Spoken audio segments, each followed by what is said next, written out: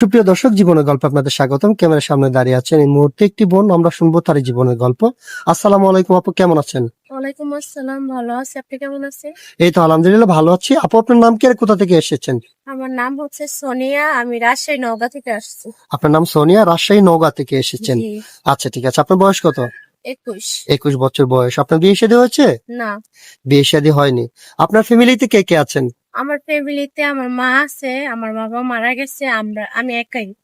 আপনার অন্য কোনো ভাই বোন নেই? না, আচ্ছা, আপনার আব্বা কতদিন আগে মারা গিয়েছেন? 1 বছর হয়েছে। 1 বছর হয়েছে আপনার মারা গিয়েছেন। জি। তো এখন আপনার মাকে নিয়ে আপনি চলছেন কোন রকম?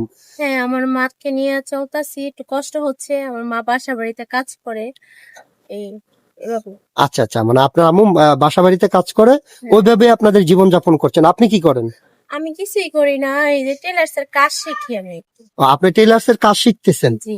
আচ্ছা আচ্ছা, ঠিক আছে, বুঝতে পেরেছি। তো আপনি আমাদের এখানে আসছেন একটা ভালো জীবন সঙ্গীর আশায়। হ্যাঁ, আচ্ছা, আপনাকে যিনি বিয়ে করবেন ওনার বয়সটা কেমন হতে হবে?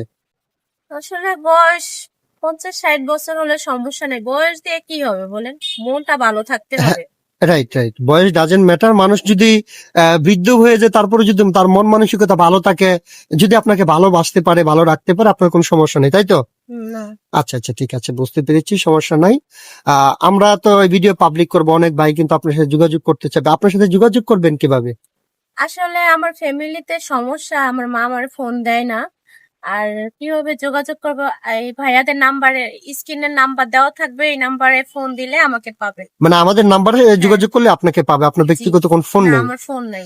আচ্ছা ঠিক আছে, আমি বুঝতে পেরেছি। তো সুপ্রিয় দর্শক, এই মুহূর্তে ডিসপ্লেতে যে নাম্বারটি দেখতে পাচ্ছেন, এটা হচ্ছে আমাদের নাম্বার, ইউটিউব চ্যানেল কর্তৃপক্ষের নাম্বার। এই নাম্বার ইমো হোয়াটসঅ্যাপ খোলা আছে। যদি কোনো ভাই ওনার দায়িত্ব নিতে চান, তাহলে ওনার একটা ছবি স্ক্রিনশট মেরে পাঠিয়ে দিয়ে আমাদেরকে ভয়েস করবেন। আমাদের প্রতিনিধিরা আপনাদের সাথে কথা বলবে। কেউ অযথা অডিও কল, ভিডিও কল দিয়ে আমাদেরকে বিরক্ত করবেন না। আচ্ছা ঠিক আছে আপু, আমি আপনাকে আরেকটা কথা বলি। আমরা এই ভিডিও পাবলিক করার পরে দেশ থেকে, প্রবাস থেকে অনেক ভাই কিন্তু আপনার সাথে যোগাযোগ করবে, আপনার দায়িত্ব নিতে চাইবে। অনেকের 40, 45, 50 বছর হয়। আবার দ্বিতীয়ত কথা হচ্ছে, অনেকের স্ত্রী মারা গেছে, চইলা গেছে, অথবা বাচ্চা কাচ্চা হয় না। ওনার হ্যাঁ অনেক টাকা পয়সা আছে, চাইলে আপনাকে অনেক সুখে রাখতে পারবে। আপনি কি বিয়ে বসবেন? হ্যাঁ, অবশ্যই বসবো। বসবেন, মন থেকে বলছেন তো? জি।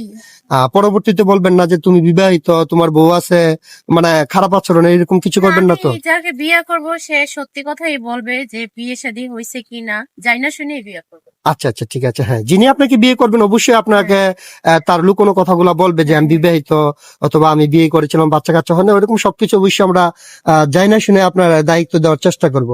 আর একটা কথা আছে, অনেক মেয়েরা ফোন নিয়ে চলে যায়, তারপরে আর যোগাযোগ করতে চায় না। এরকম কিছু করার ইচ্ছে আছে? না ভাই, আমি ওরকম ধরনের মেয়ে না, আমি ওরকম করবো না। আচ্ছা, এরকম করবেন না ইনশাল্লাহ। নামাজ কালাম পড়া হয়? হ্যাঁ, নামাজ কালাম পড়ি। আরেকটা কথা বলি, শিক্ষাগত যোগ্যতা কতটুকু? আমি ক্লাস 8 পর্যন্ত পড়ালেখা করছি। বাবা যেহেতু নাই ফ্যামিলিতে, অথবা আর্থিক অবস্থা খুবই খারাপ, টাকা পয়সার জন্য এরকম পড়ালেখা করতে পারেননি। না। আচ্ছা ঠিক আছে আপু, আপনার জন্য শুভকামনা। আপনি ভালো থাকবেন, সুস্থ থাকবেন। আল্লাহ হাফেজ।